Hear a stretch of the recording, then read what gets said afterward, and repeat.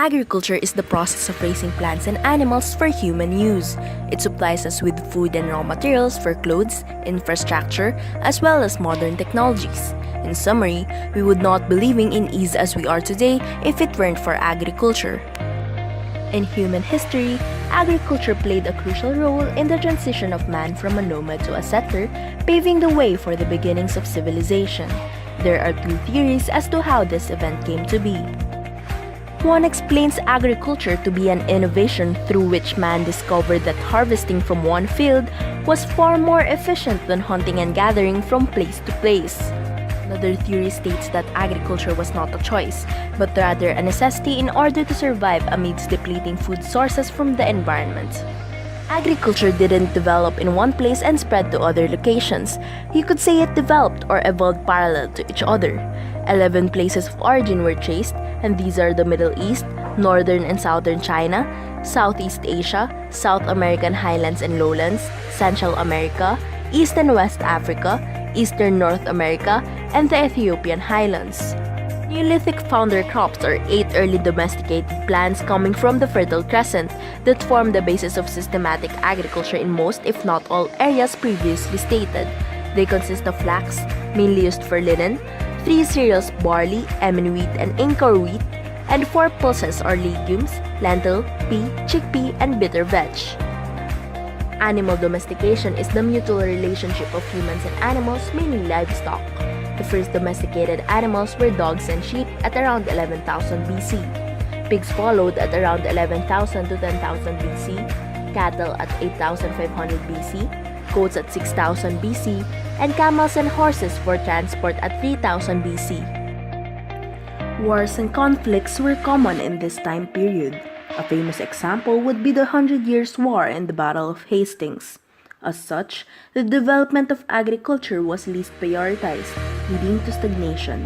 However, change still happened, like the establishment of manorial system in Europe. The manorial system is composed of the landlord, usually nobles and knights, and his tenants. Due to the backwardness of agriculture in the Middle Ages, they employed the 3-field crop rotation in lieu of fertilizers.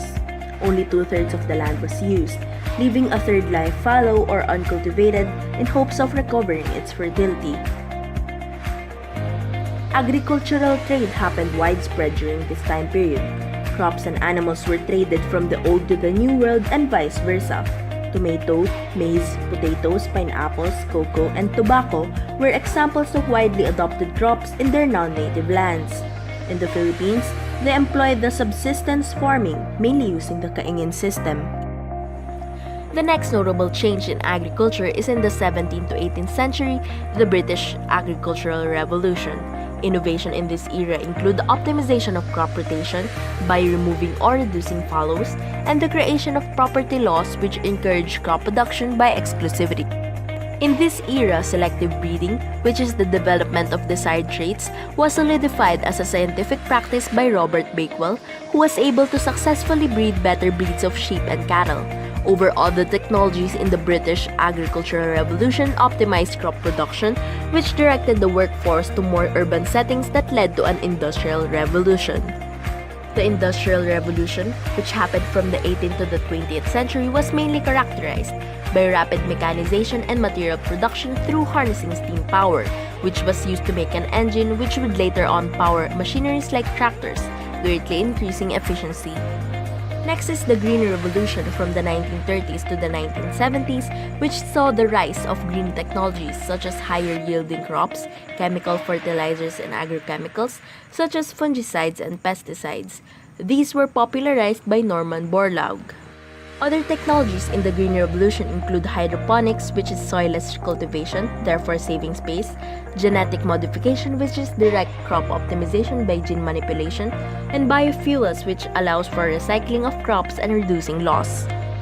The advent of advanced technology allowed the proliferation of GMO in markets, and efficient practices such as precision farming and using robots to farm or agbots. Permaculture, the simulation of natural ecosystems and planting crops, are also developed. All of these are due to our need for sustainable agriculture in light of global crises like overpopulation and climate change.